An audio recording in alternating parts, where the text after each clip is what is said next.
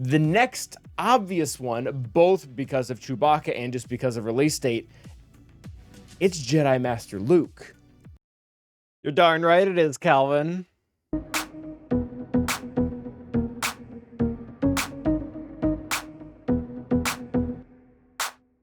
Maybe we just got lucky. But at any rate, Jedi Master Luke's Lightspeed bundle is coming to the game, along with a few others. And in typical fashion for the channel, one of the things that I like to do is break down all of the relative value in those packs and compare them to some of the Lightspeed bundles that are also active right now.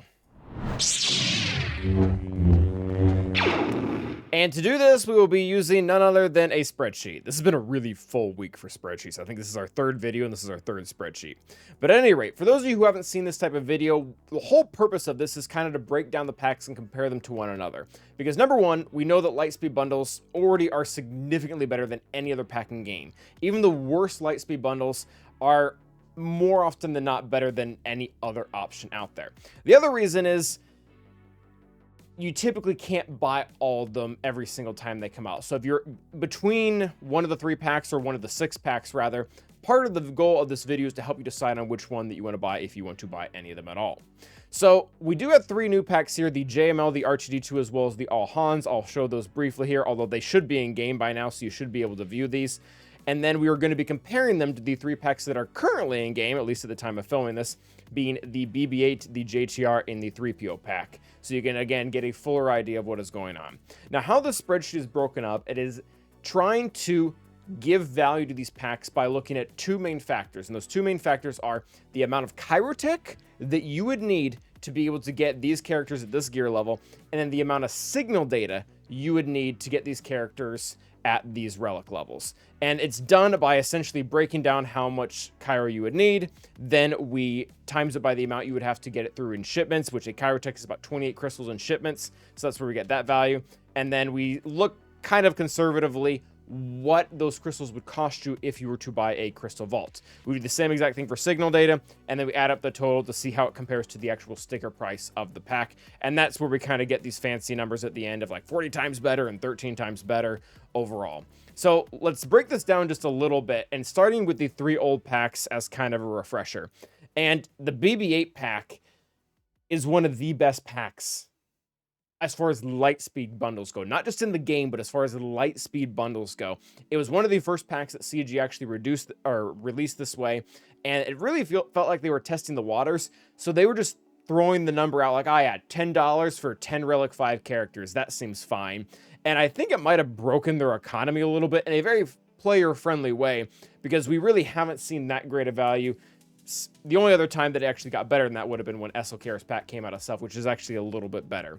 But at any rate, getting those 10 characters, if you need them, now is the time. I wouldn't even really consider this a BB-8 pack. This is much closer to an SWGOH pack. While it doesn't completely complete that goal, it does get you most of the way there. The JGR pack is quite a bit worse, but still very good.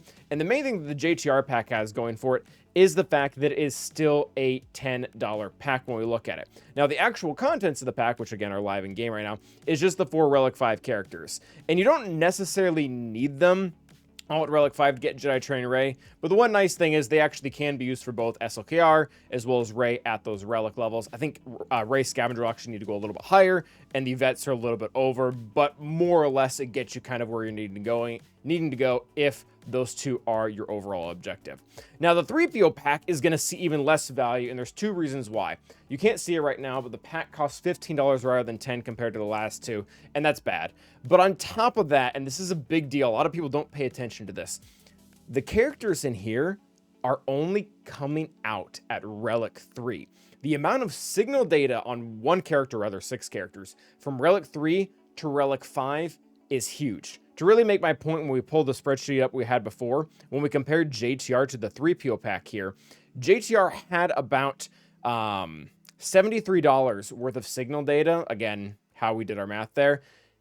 It's over double the amount that the 3PO pack has, despite the fact that there are actually more characters that you get for 3PO.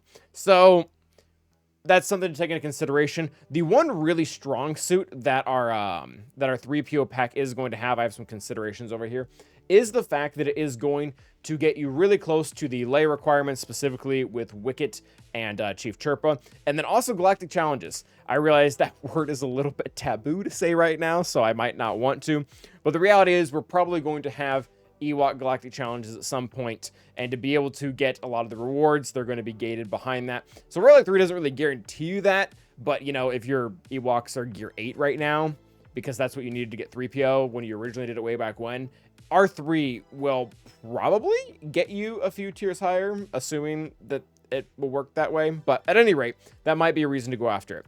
Now, looking at the 3 new packs, I pretty want to quickly determine that the All Hans Lightspeed bundle is a loser. And at least it's the loser of these overall batch. I don't like it for a lot of reasons. Number one, it comes out as less value using the metrics that we've used before than the other current 2 packs, the JML and the R2. We'll talk about them later. There actually are some really good nuances. I believe both those packs are pretty good. But the other problem that I have with Han isn't just the fact that the relative value that we've given it is the lowest of all of them. 9 times better is still good. It's a lot of overkill for things that you just don't need.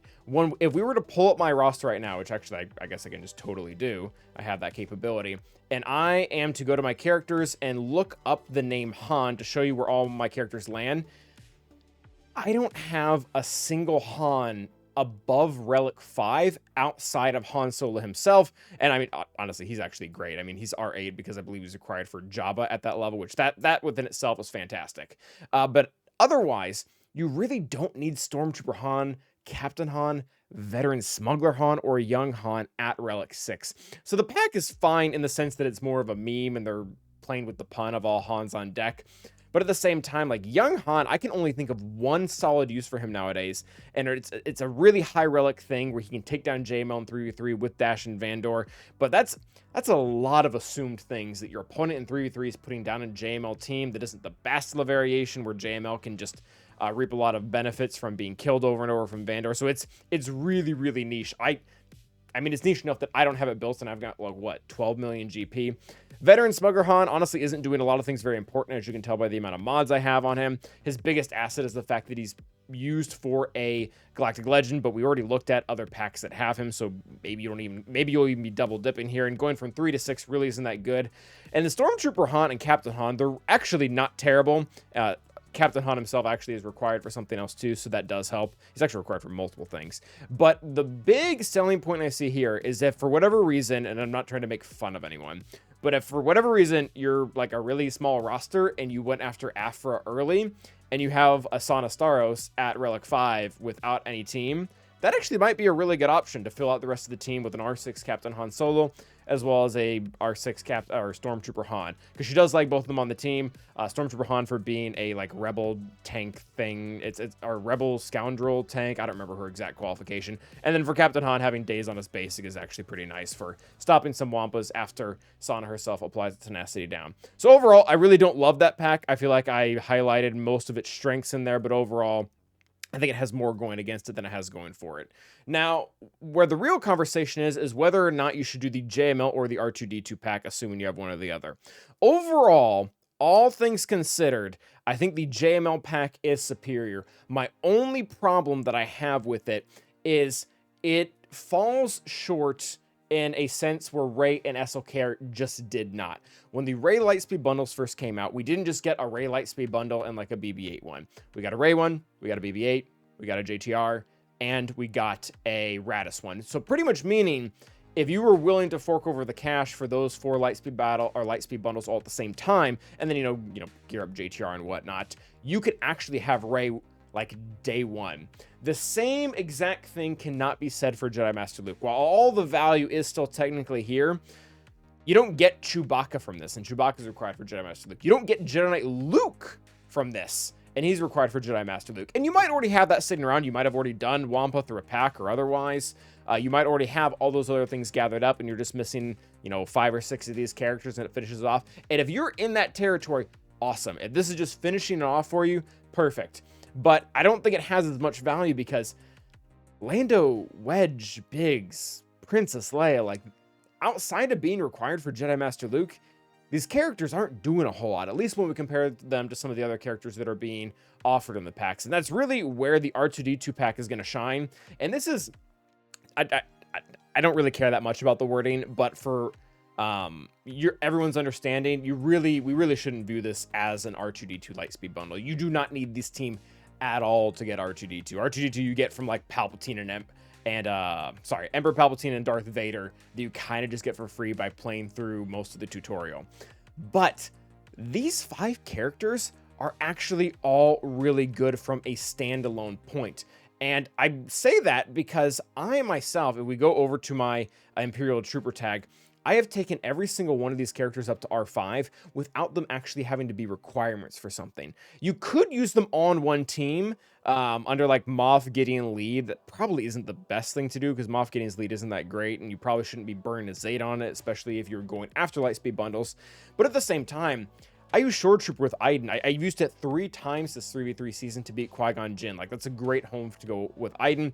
Range Trooper can go with either Iden or Veers. Great on Veers. Death Trooper is ideal in both the Imperial Remnant teams, or at least in DTMG, as well as Iden.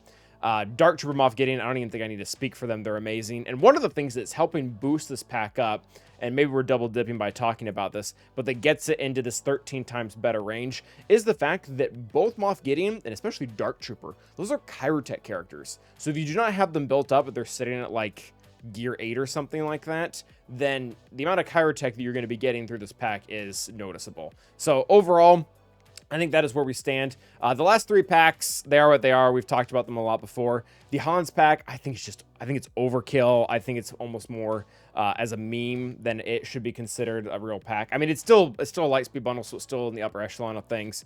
But overall, if you're trying to decide between one, it's got to be between the R2 and the JML. JML, gonna be the overall better pack because it gets you to that Galactic Legend. It also includes Y-Wing. I didn't mention that until now, but it does. So there is some inherent value in there as well. The only thing that I have against it is if you're not really close on any of the other requirements towards getting Jedi Master Luke, you're going to be sitting on a handful of useless characters for a while. Whereas the R2-D2 pack, man, those characters are good in a variety of squads, and you can even use them all together right away, which is a little bit different from the rest of these. So that is going to be our overall take. Thank you guys for watching. Until the next time, stay awesome.